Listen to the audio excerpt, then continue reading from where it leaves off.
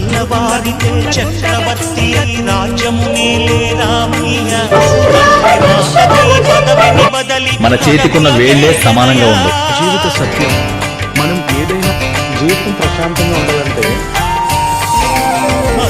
జనులను కావగ వచ్చిన మహావిష్ణు అవతారమయ.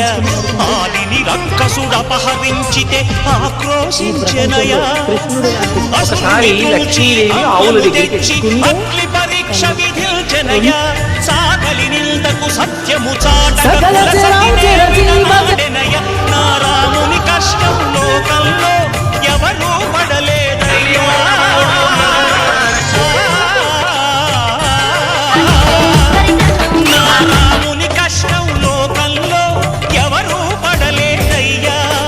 సత్యం ధర్మం త్యాగంలో అతనికి సరిలేదయ్యా.